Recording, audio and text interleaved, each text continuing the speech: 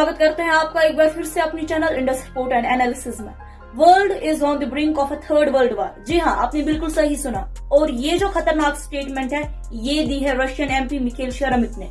उन्होंने कहा कि वेस्ट के सपोर्ट से यूक्रेन का जो रशिया पर इंकर्जन हो रहा है ना, वो दुनिया को एक ग्लोबल वॉर की तरफ ले जा सकता है। और उन्होंने वार्निंग दी है कि अगर ये सिचुएशन कंट्रोल में नहीं आती है तो ये छोटी सी कॉन्फ्लिक्ट एक बड़े वॉर में बदल सकती है, जो पूरी दुनिया के लिए फिर खतरनाक हो सकती है। देखिए, रशिया के कर्स्क रीजन में घुसपैठ हो रही है यूक्रेन की तरफ से।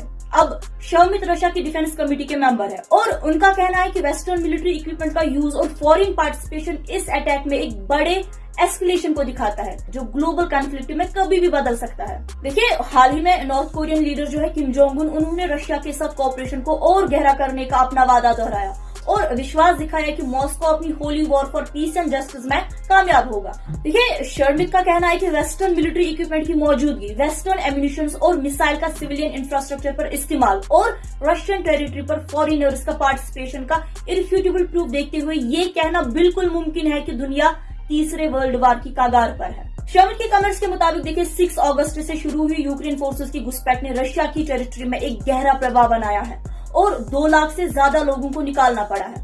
उनका कहना है कि ये जो कॉन्फ्लिक्ट है ना, ये अब एक रीजनल इशू नहीं रहा बल्कि ग्लोबल कैटास्ट्रोफी बन सकता है, क्योंकि यूक्रेन को वेस्टर्न कंट्रीज खासकर यूनाइटेड स्टेट्स का सपोर्ट मिल रहा है। अब एक और बात सुनिए, रशिया ने नेटो और वेस्टर्न इंटेलिजेंस एजेंसीज पर यूक्रेन की घुसपैठ को प्लान करने का इल्जाम लगाया है। अब ये इल्जाम लगाया किसने है? तो ये लगाया है निकोले पात्रुशेव, जो प्रेसिडेंट व्लादिमीर पुतिन के क्लोज एड हैं।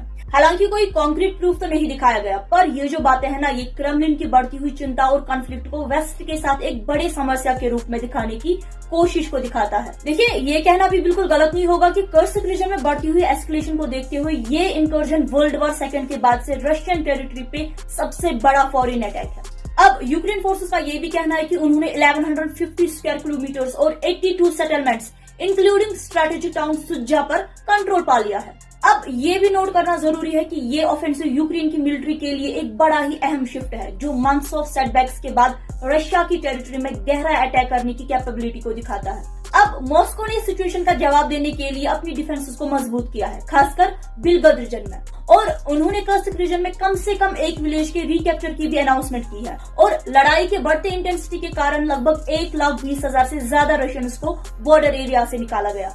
देखिए, ऐसे हालात दुनिया भर में टेंशन और सिर्फ अनसर्टेनिटी पैदा करते हैं और सभी देश फिलहाल के लिए इस सिचुएशन पर नजर रखे हुए हैं। आप अपनी राय हमें कमेंट सेक्शन में जरूर बताइएगा। मिलते हैं अगले वीडियो में, तब तक के लिए अपना ख्याल रखिएगा।